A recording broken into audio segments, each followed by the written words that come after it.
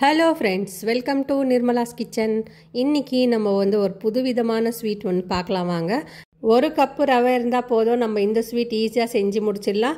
அதுக்கு முன்னாடி நம்ம சேனல் சப்ஸ்கிரைப் பண்ணிவிட்டு பெல் சிம்பிள் தட்டிடுங்க. வீடியோவை ஸ்கிப் பண்ணாமல் கடைசி வரைக்கும் பாருங்கள் ஃப்ரெண்ட்ஸ். வாங்க இப்போ வீடியோக்குள்ளே போய் எப்படி செய்யுதுன்னு பார்க்கலாம். முதல்ல கடாயை வச்சுக்கலாம். நம்ம கடாயில் அரை கப் அளவுக்கு நம்ம சர்க்கரை சேர்த்துக்கலாம். சர்க்கரை சேர்த்துட்டு 1.5 கப் அளவுக்கு நம்ம தண்ணி சேர்த்துக்கலாம். தண்ணி சேர்த்துட்டு 1/4 டீஸ்பூன் அளவுக்கு நம்ம நெய் சேர்த்துக்கலாம். நெய் ஆப்ஷனல் தான் ஃப்ரெண்ட்ஸ். அதுக்கப்புறம் இந்த தண்ணி நல்லா கொதிக்கணும். கொச்ச பிறகு நம்ம ரவை சேர்த்துக்கலாம். நம்ம வறுத்த ரவைனா எடுக்கலாம், வறுக்காத ரவைனா எடுக்கலாம். இது நல்லாவே வரும், எந்த ரவை எடுத்தாலும் நல்லா வரும். இப்போ பாருங்கள், நான் 1 கப் அளவுக்கு நான் ரவை சேர்த்துக்கிறேன். நான் ரவை கொஞ்சம் கொஞ்சமாக போட்டு நம்ம மிக்ஸ் பண்ணிக்கலாம், இல்லைன்னா கட்டி பட்டுடும். இப்போ பாருங்கள், நான் ரவை சேர்த்துட்டு ஒரே 1 கப்பு அளவுக்கு தான் நான் ரவை சேர்த்துருக்கேன். 1.5 கப் அளவுக்கு தண்ணி சரியாக இருக்கும். ஏன்னா ரவை வேகிறதுக்காண்டி நம்ம 1.5 கப் அளவுக்கு தண்ணி வச்சுருக்கோம். இப்போ நம்ம உப்புமா கலர்ற மாதிரி நம்ம கலந்து எடுத்துக்கலாம். இது பாத்திரத்தில் ஒட்டாமல் வர வரைக்கும் நம்ம இதை மிக்ஸ் பண்ணி கொடுத்துக்கலாம். இப்போ நம்ம சிம்மில் தான் வச்சுருக்கோம். சிம்மில் வச்சு செஞ்சுக்கலாம். இது கொஞ்சம் நல்லா வேகணும். வெந்து வர வரைக்கும் நம்ம வெயிட் பண்ணிக்கலாம். இப்போ பாருங்கள், நான் பாத்திரத்தில் ஒட்டாத மாதிரி இது நம்ம கலந்து கொடுத்துக்கலாம். இதுக்கு எண்ணெய் நெய் எல்லாம் எதுவும் தேவைப்படாது.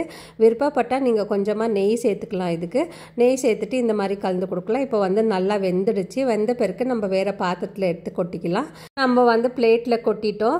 இப்போ இது எப்படி வெந்திருக்குதுன்னு நமக்கு தெரியுதுன்னா, இது கொஞ்சமாக கையில் எடுத்து கையில் ஒட்டாமல் வரும். அதுக்கப்புறம் நம்ம இந்த மாதிரி ரோல் பண்ணும்போது நல்லா ஒரு பால் மாதிரி வரணும். அப்போ வந்துச்சுன்னா நமக்கு கரெக்டாக வெந்து வந்திருக்குன்னு அர்த்தம். இப்போ நம்ம மூடி வச்சிடலாம். இப்போ நான் அரை முடி தேங்காய் எடுத்திருக்கேன்.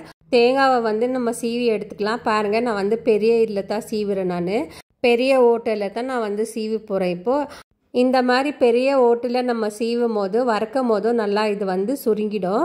அதனால நம்ம பெருசில் தான் நம்ம சீவ போகிறோம். இப்போ பாருங்கள், நான் சீவி எடுத்துக்கினேன். இப்போ நான் 1.5 கப் அளவுக்கு தேங்காய் துருவல் எடுத்துருக்கேன். அது நம்ம கடாயில் சேர்த்துக்கலாம். சேர்த்துட்டு ஸ்டவ் ஆன் பண்ணிவிட்டு இதை நல்லா வறுத்துக்கலாம். இதுக்கு தண்ணி எல்லாம் எதுவும் தேவைப்படாது. அதுக்கப்புறம் எண்ணெய் நெய் எதுவுமே தேவைப்படாது. இதுக்கு தேங்காவை நம்ம ட்ரையாக வறுத்துக்கலாம். பாருங்கள், இந்த மாதிரி வறுக்கும் போது நமக்கு கலர் சேஞ்ச் ஆகி வரும். அதுக்கப்புறம் வாசனை கூட ரொம்ப நல்லா வரும். இப்போ இதில் நான் அரை கப் அளவுக்கு நான் சர்க்கரை சேர்த்துக்கிறேன். சர்க்கரை சேர்த்துட்டு அரை டீஸ்பூன் அளவுக்கு நான் ஏலக்காய் பவுடர் சேர்த்துருக்கேன். இது ட்ரை ரோஸ்ட்டாக தான் இருக்கணும். இதுக்கு தண்ணி எதுவும் ஊற்றாதீங்க. அப்புறமா சர்க்கரை கரியக்கூடாது. இது போட்ட உடனே நம்ம சிம்மில் வச்சு ஒரு 2 முறை இந்த மாதிரி கலந்து எடுத்துக்கணும். சர்க்கரை தண்ணியாக ஆகக்கூடாது. தண்ணி ஆச்சுன்னா அப்புறம் டிஷ் சரியாக வராது.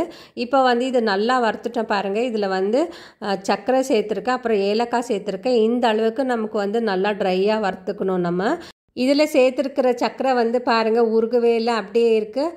அதே மாதிரி நமக்கு டேஸ்ட்டும் நல்லாயிருக்கும் இது செஞ்சு சாப்பிட்றதுக்கு. இப்போ நம்ம கிண்டி வச்ச ரவையை எடுத்துக்கலாம். இப்போது இதை எடுத்துகிட்டு நல்லா கை வச்சு ப்ரெஷர் கொடுத்து நம்ம அழுத்தி பேசினோம். இது நல்லா ஒரு சப்பாத்தி மாவு பதத்துக்கு நம்ம பிசைஞ்சு கொண்டாந்துடணும். இப்போ இதுக்கு கொஞ்சமாக நெய் சேர்த்துக்கலாம். நெய் விருப்பப்பட்டால் சேர்த்துக்கலாம், இல்லைன்னா தேவைப்படாது. இப்போ நான் கொஞ்சமாக ஒரே ஒரு 1/4 டீஸ்பூன் அளவுக்கு நெய் சேர்த்துக்கிறேன். நெய் சேர்த்துட்டு இதை நல்லா பிசைஞ்சு கொடுக்கலாம். நம்ம இது நல்லா ஒரு டைட்டான டோ மாதிரி பிசைஞ்சிக்கலாம். நம்ம நல்லா ஒரு சப்பாத்தி மாவு பதத்துக்கு பிசைஞ்சு எடுத்துக்கலாம். பாருங்கள், நல்லா ப்ரெஷர் கொடுத்து பேசினோம். இப்போ நான் இந்த மாதிரி ஒரு போர்டு எடுத்துக்கோங்க. அது மேலே நம்ம பிசைஞ்சிக்கலாம். நல்லா உங்கள்கிட்ட சப்பாத்தி மண்ணை இருந்தால் கூட அது மேலே கூட போட்டு இந்த மாதிரி பிசைஞ்சிக்கலாம். இந்த அளவுக்கு நம்ம டைட்டாக நம்ம பிசைஞ்சு எடுத்துக்கணும். இப்போ நான் நல்லா உருட்டிட்ட பிறகு நம்ம இதில் ஒரு மீடியம் சைஸ் பால் மாதிரி எடுத்துக்கலாம். நம்ம ஈக்குவல் போர்ஷன்ஸ் எடுத்துக்கலாம் எல்லாத்தையுமே. பாருங்கள், இது பெரிய பாலாக எடுத்த மாதிரி தான் நமக்கு செய்யும் போதும் நல்லா வரும். இந்த அளவுக்கு இருக்கணும். நல்லா ஒரு லட்டு, பெரிய லட்டு சைஸில் நம்ம எடுத்துக்கலாம். இது எடுத்துன பிறகு இதை நல்லா உருட்டிக்கலாம் கையில். ஃபஸ்ட்டு ரவுண்டாக உருட்டி எடுத்து வச்சுக்கலாம். ஈக்குவல் போர்ஷன்ஸ் எடுத்தோம்னா நமக்கு எல்லாமே ஈக்குவலாக வரும். இப்போ நான் உருட்டி எடுத்துக்கினேன். இப்போ பாருங்கள், இதுவும் நல்லா ஆறிடுச்சு. இந்த பூர்ணமாக நல்லா ஆறிடுச்சு. இது தனியாக எடுத்து வச்சுக்கலாம். இப்போ கையில் நெய் தடவிக்கலாம். நெய் தடவிட்டு இதை நான் ஒரு ஷேப்பாக பண்ண போகிறேன். பாருங்கள், இது கப்பு அளவுக்கு கப்பு ஷேப் நம்ம பண்ணிக்கலாம்.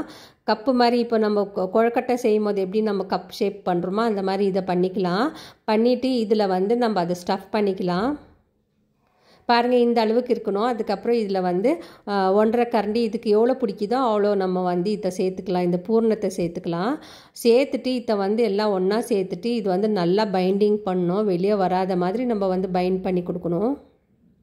இப்போ எல்லாம் இந்த ஸ்டஃபிங் எல்லாம் உள்ளே சேர்த்துட்டு நம்ம வந்து இதை வந்து மூடி கொடுத்துலாம். எல்லா பக்கமும் நம்ம ஒன்றா சேர்த்துட்டு இதை மறுபடியும் ஒரு பால் மாதிரி நம்ம பண்ணிக்கலாம். பாருங்கள் இது வந்து எல்லா பக்கமும் நல்லா நம்ம பைண்ட் பண்ணியாச்சு. இப்போ வந்து ரோல் பண்ணிடலாம். ரோல் பண்ணிவிட்டு மெதுவாக ரோல் பண்ணுங்கள். இது வந்து பிரியக்கூடாது எண்ணெயில் போட்ட உடனே.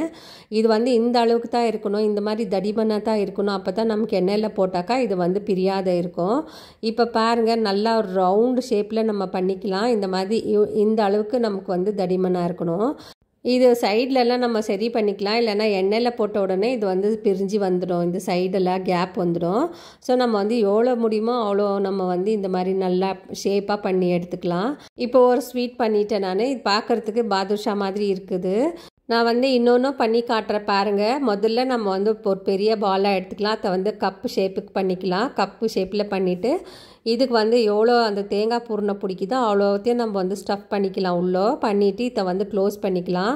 எல்லா பக்கமும் நல்லா க்ளோஸ் பண்ணிவிட்டு அதுக்கப்புறம் நம்ம வந்து இத்தையும் நல்லா உருண்டை மாதிரி பண்ணிவிட்டு இதை சப்பையாக பண்ணிடலாம். இப்போ பாருங்கள் நான் வந்து எல்லா பக்கமும் க்ளோஸ் பண்ணின்னு இருக்கேன்.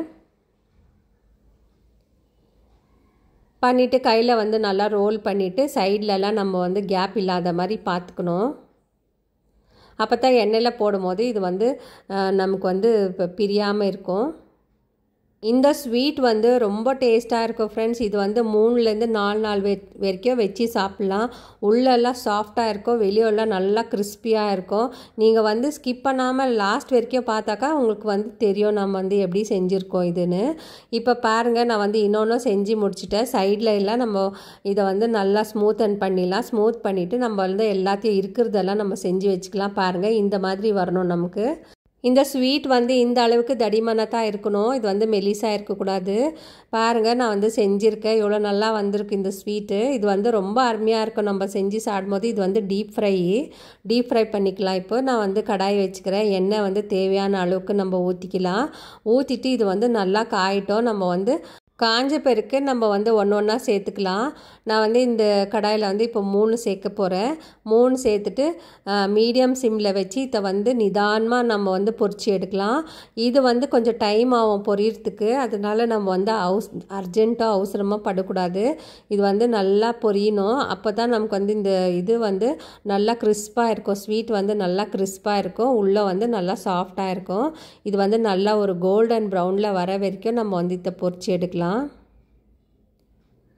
போட்ட உடனே நம்ம கரண்டி போடக்கூடாது. அதுக்கப்புறம் கொஞ்சம் நேரம் விட்டு தான் நம்ம கரண்டி போட்டு இது பண்ணோம். பாருங்கள் நான் வந்து ஒரு பக்கம் திருப்பிட்டேன், இன்னொரு பக்கம் வந்து நல்லா கோல்டன் ப்ரௌன் ஆகிருக்கு. இந்த அளவுக்கு நமக்கு வந்து ப்ரௌனாக இருக்கணும். நமக்கு வந்து இது வந்து ரொம்ப டைம் ஆகுதுன்றதுனால நான் வந்து சீக்கிரம் ஃபார்வேர்ட் பண்ணி காமிக்கிறேன். இந்த அளவுக்கு நமக்கு வந்து பொரிஞ்சு வரணும். அது அப்போ தான் நமக்கு வந்து நல்லா டேஸ்ட்டாக இருக்கும்.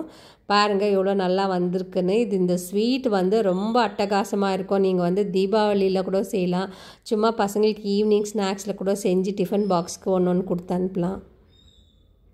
இப்போ நெக்ஸ்ட் ரவுண்டு செகண்ட் ரவுண்ட் கூட நான் இருக்கிறத நான் சேர்த்துக்கிறேன். பாருங்கள் நான் வந்து மெதுவாக தான் வச்சுருக்கேன். தீ வந்து ரொம்ப கம்மியாக இருக்கணும், ரொம்பவும் கம்மியாக இருக்கக்கூடாது, ரொம்பவும் ஹையாக இருக்கக்கூடாது. ரொம்ப கம்மியாக இருந்துச்சுன்னா பிரிஞ்சு வந்துடும், ரொம்ப ஹையாக இருந்துச்சுனாக்கா கருகி போயிடும். இது வந்து மேலே வந்து நல்லா கோல்டன் ப்ரௌன் வர வரைக்கும் நம்ம வந்து வெயிட் பண்ணி எடுக்கலாம். இப்போ வந்து நான் எல்லாத்தையும் பொரிச்சு முடிச்சுட்டேன். நான் வந்து வேறு தட்டில் ட்ரான்ஸ்ஃபர் பண்ணிக்கிறேன். பாருங்கள் எவ்வளோ நல்லா வந்திருக்குன்னு. நம்ம வந்து இன்னும் கூட கொஞ்சம் நல்லா பிசைஞ்சிருக்கலாம் மாவு, அப்போ நமக்கு இந்த கிராக்குங்கெல்லாம் வராது. நல்லா ஸ்மூத்தாக இருக்கணும் நமக்கு இந்த ஸ்வீட் செய்யும் போதோ. பாருங்கள் நான் வந்து செஞ்சுட்டேன், உங்களுக்கு வந்து காட்டுறேன் நான். இந்த ஸ்வீட் வந்து ரொம்ப டேஸ்ட்டாக இருக்கும். நம்ம வந்து தேங்காய் வந்து ஸ்டஃப் பண்ணியிருக்கோம் உள்ளே. இப்போ பார்க்கலாம் வாங்க எப்படி நல்லா வந்திருக்கா வெந்திருக்கா நல்லான்னு பார்க்கலாம். நம்ம கட் பண்ணி காமிக்கிற பாருங்கள். உங்களுக்கு உள்ளே வந்து நல்லா சாஃப்டாக இருக்குது, வெளியே வந்து நல்லா கிறிஸ்பியாக இருக்குது. இதை சர்க்கரை நம்ம சேர்த்துருக்கிறது வந்து மெல்ட்டே ஆகலை, அப்படியே இருக்குது பாருங்கள். அந்த அளவுக்கு தான் நம்ம வந்து சர்க்கரை சேர்க்கணும். இப்போ வந்து இந்த ஸ்வீட் வந்து ரொம்ப டேஸ்ட்டாக இருக்கும். நீங்களும் வீட்டில் ட்ரை பண்ணி பாருங்கள். அதுக்கப்புறம் இது வந்து தீபாவளியில் கூட நம்ம செஞ்சுக்கலாம் இந்த ஸ்வீட்டு. இந்த வீடியோ உங்களுக்கு பிடிச்சிருந்தா லைக் பண்ணுங்கள், ஷேர் பண்ணுங்கள், சப்ஸ்கிரைப் பண்ணுங்கள். அப்படியே ஃப்ரெண்ட்ஸ் அண்ட் ஃபேமிலிக்கு ஷேர் பண்ணுங்கள். தேங்க்யூ, பாய்.